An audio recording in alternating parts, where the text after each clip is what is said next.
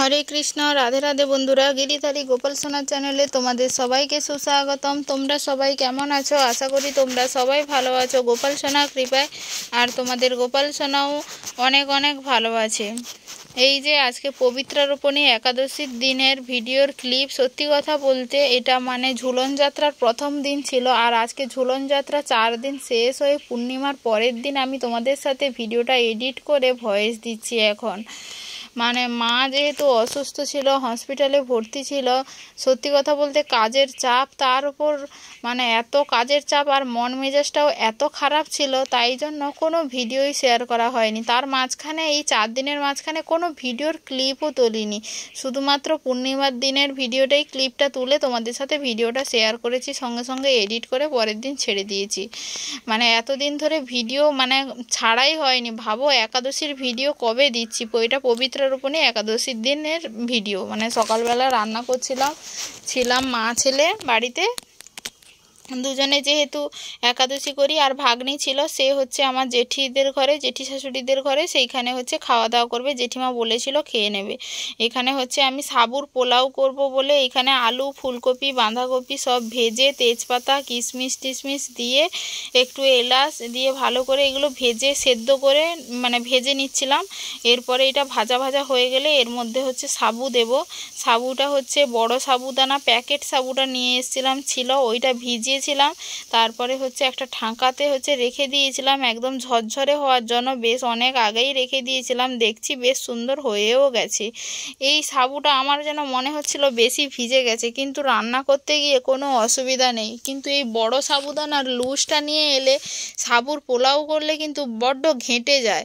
আমি তো করি দেখি, কিন্তু দেখেছি এই প্যাকেট সাবু দিয়ে যদি সাবুর পোলাও করি কখনো কিছু ঘাঁটে না, সাবুর পোলাওটা একদম ঝরঝরে হয়ে যায়।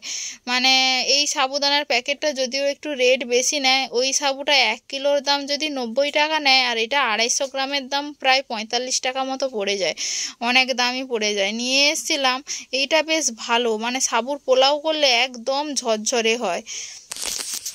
কেন হয় জানি না, তোমরা যদি কেউ জানো অবশ্যই কিন্তু বলবে যে এটা কেন হয়। আমি অনেকবারই দেখেছি এই প্যাকেট সাবু নিয়ে এলে খুব সুন্দর হয়, কিন্তু এই লুজ বড় সাবুদানা নিয়ে এলে খুব প্রবলেম হয়।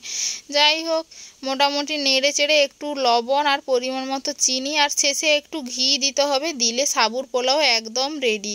কাজু বাদাম ছিল যদিও দেইনি, আর চিনে বাদামও ছিল দেইনি। চিনে বাদামটা হচ্ছে সকালবেলা আলু আর চিনে বাদাম হচ্ছে ভাজা করেছিলাম, ওইগুলো গোপুসোনাকে ভোগ লাগিয়ে ওইগুলো প্রসাদ পেয়েছিলাম মা ছেলে। আর না, ছেলের জন্য সাবুর পায়েসও করে দিয়েছিলাম। ও এইসব খেতে চায় না, ছোট এখন তো বোঝে না, আর দাঁতও হয়নি সবগুলো, তাই জন্য ও একটু সাবুর পোলাও আর আলু ভাজা একটু খায়, মানে খুবই অল্প। আগে খুব খেতে ভালোবাসতো, এখন জানি না কেন আর খেতে চায় না। আর এই ঘিটা যে বাড়িতে তৈরি করেছিলাম, তোমাদের সাথে শেয়ার করেছিলাম যে বাড়িতে ঘি বানিয়েছিলাম, সেই ঘিটাই দিচ্ছি, খুব সুন্দর। এই প্রথম প্রথম ঘিয়ের গন্ধটা যে এত সুন্দর থাকে, পুরনো হয়ে গেলে যদিও গন্ধটা একটু কেটে যায়, কিন্তু যাই হোক এখন নতুন নতুন আছে, নতুন নতুন ওটা মোটামুটি দিয়ে করে ফেলবো।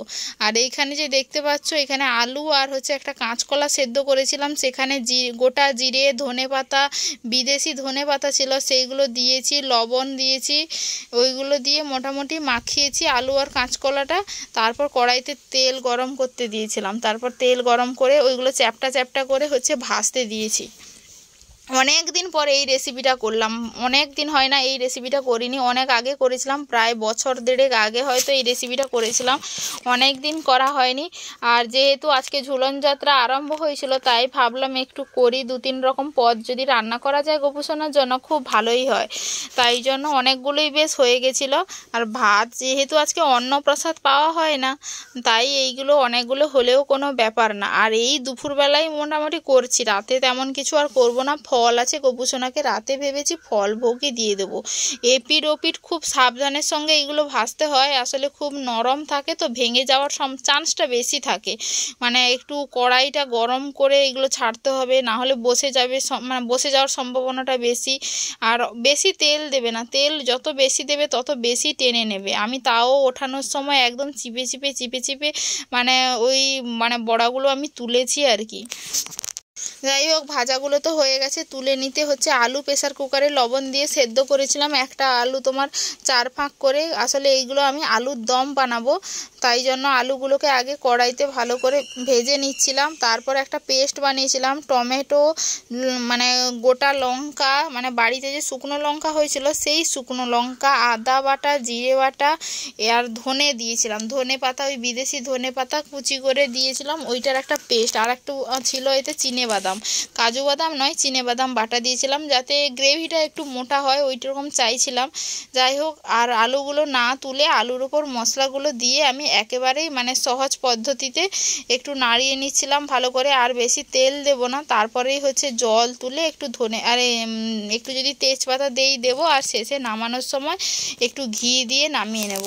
যাই হোক, আজকে প্রসাদটা কিন্তু সত্যি খুব ভালো ছিল। দুপুরে মানে প্রসাদটা অনেক টেস্টি ছিল, সমস্ত রান্নাগুলোই খুব সুন্দর হয়েছে। মায়েরা যেহেতু হসপিটালে আছে, আগের দিন ওরা নিরামিষ খেতেও পারেনি, তাই এইবারে মা আর দিদি হচ্ছে কেউই একাদশী করলো না, একাদশী ব্রতটা ভেঙে গেল। জানি না পরের বার থেকে তুলবে কি তুলবে না, বলতে পারবো না। যাই হোক, আমার কর্তব্য, আমার যতটা করার কথা আমি ততটাই করব। আর সবাই ভগবানের কাছে প্রার্থনা করো মা যেন খুব তাড়াতাড়ি সুস্থ হয়ে যায়। মানে মায়ের তেমন একটা বয়স হয়নি, এই বয়সে এসেও অসুখ বেসুখ। আবার মাঝে মধ্যে ভাবি অসুখ বেসুখ কি আর বয়স বলে কয়ে আসে, কখন যে মানে কী হবে কোনো ঠিক ঠিকানাটা নেই। আর অসুখটা আসলে অনেক দিন হয়তো আগে হয়েছে, আসলে আমরা কেউই বুঝতে পারিনি, কিংবা মাও বুঝতে পারেনি যে এইরকম প্রবলেম এতটা বাড়াবাড়ি হয়ে যেতে পারে। মায়ের মানে ইকো টেস্ট করতে ধরা পড়েছে মায়ের হার্টের প্রবলেম। যদিও মাকে ছুটি করে দেবে কয়েকদিন পরেই, ছুটি করে দিলে মাকে অন্য জায়গায় দেখানোর জন্য চিন্তাভাবনা চলছে। মানে এইখানে তো অতিরিক্ত বাড়াবাড়ি হয়ে যাওয়ার জন্য এখানে নিয়ে গেছে, মোটামুটি গ্যাস তারপরে ইঞ্জেকশান এইসব দিয়েছে। মা মোটামুটি ভালোই আছে, হসপিটালে ভালোই আছে। বাড়িতে মানে সারাদিন উয়া করতো, অনেক কষ্ট হতো। যাই হোক, তোমরা সবাই ভগবানের কাছে প্রার্থনা করো। আর গোপুসোনাকে দেখতে পাচ্ছ, শশা ছিল বাড়িতে, বাগানে হয়েছিল, এই দিয়ে আজকে গোপুসোনাকে ভোগ দিয়েছি। ভগবানের ভোগ দর্শনের দুর্ভাগ্য কাটে, তাই সবাই ভগবানের প্রসাদ দর্শন করো।